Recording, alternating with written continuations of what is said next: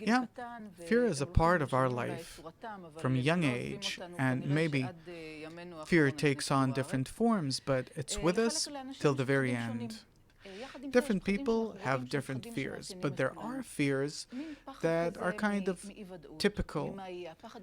Fear of uncertainty, fear of illnesses, fear of will I be able to feed my children, will I be able to make a living, fear of the unknown. When we grow up, the fears they change direction, more in the direction of our children. So we're left with fears for ourselves and also for our children. And along with it, there are also other kinds of fear. Looking at different researches, there are the 10 most common fears beyond the ordinary fears that people have. Dental anxiety, fear of dogs, fear of flying, fear of thunder and lightning, fear of darkness, acrophobia, fear of people, fear of open or closed places, elevator, flights, and so on, arachnophobia, and fear of snakes. These are the 10 big fears or anxieties that people have. And on this show, we'd like to understand what is fear from the perspective of the wisdom of Kabbalah. So the question is, according to the wisdom of Kabbalah, what is fear? First of all, regarding fears, there are lists of fears. I recommend, if someone wants to count them, you can take, suppose, Kent's repertory on homeopathic medicine,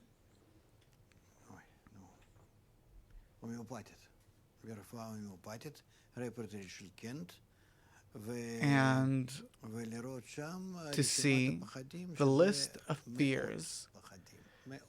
There are hundreds of fears. Hundreds. And what is fear? Fear is our will to receive without cover. What do you mean? Now I'll explain. But this is my definition. A will to receive without cover arouses fear in us. Fear, anxiety, a sense of helplessness, and so on. It's hard for us to exactly divide it and grade it and weigh it because it's all psychology.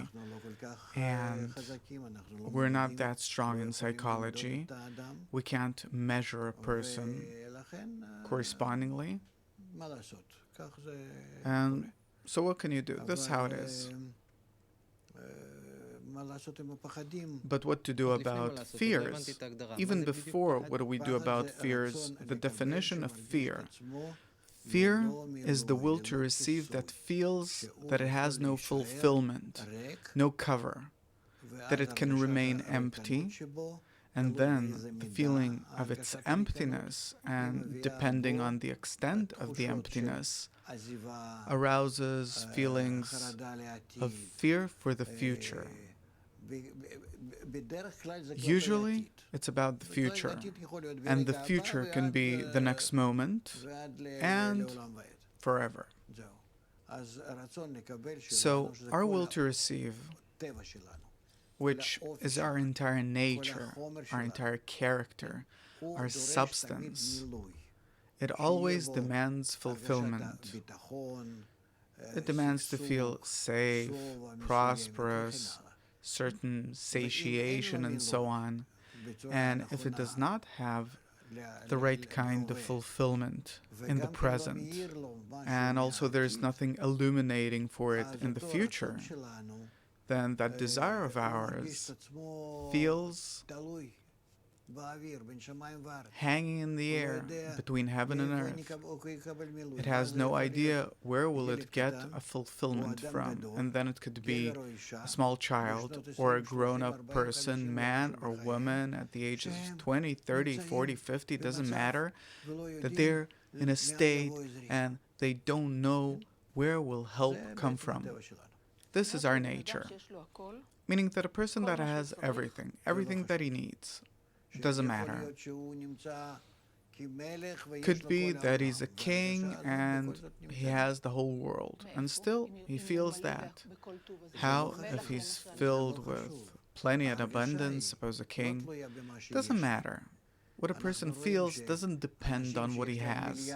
We see people have billions, suddenly they hang themselves, finish their life. How is that possible? They have everything.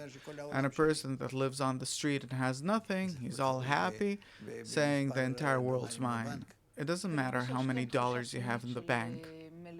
And someone that does feel internally satisfied, then he's glad. If a person feels that he's full and he feels secure at present and for the future, that's it. He's happy. I saw people living on benches in parks, and if you talk to them, they don't want to change their life or anything else. Why? Worry, think about something. I have to eat. I walk around this block.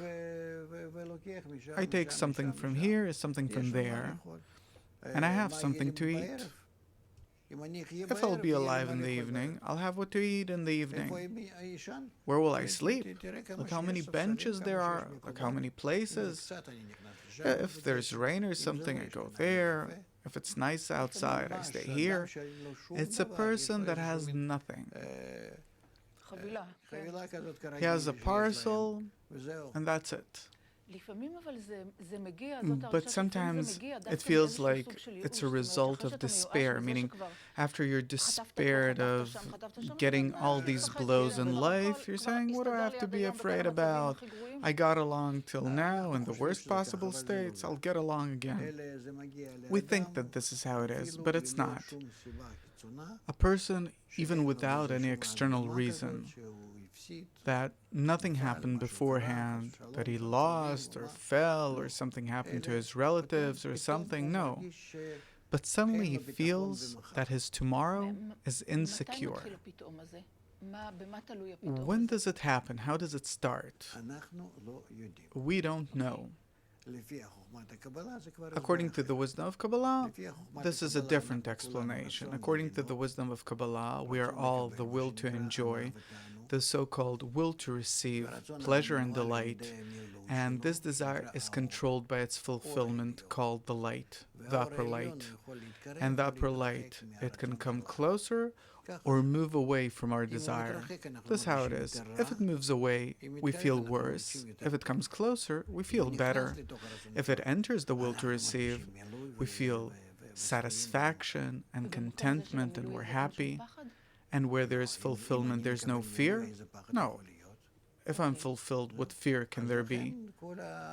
And therefore, our entire life is how close to or far from us this light is.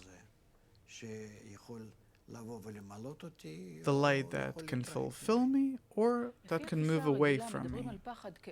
The normal conception is that fear protects people, protects humanity, meaning that were we not to feel fear, we'd jump off cliffs and we couldn't survive, in short.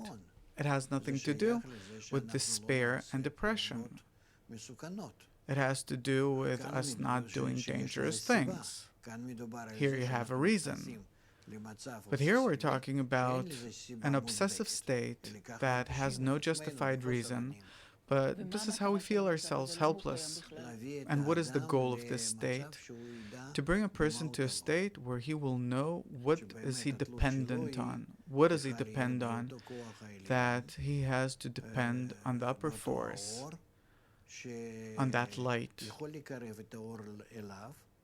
that he can draw this light closer to himself and then live in complete confidence. But in order to draw that light closer, he has to know what is the method of drawing the light, the fulfillment, which is to be similar to the light. And therefore, homeopathy, it's also based on similarity, on being similar to something. Can you explain what does it mean to be similar to the light, being like the light? To the extent to which we're similar to a certain phenomenon, we come closer to that phenomenon, the better we can use it.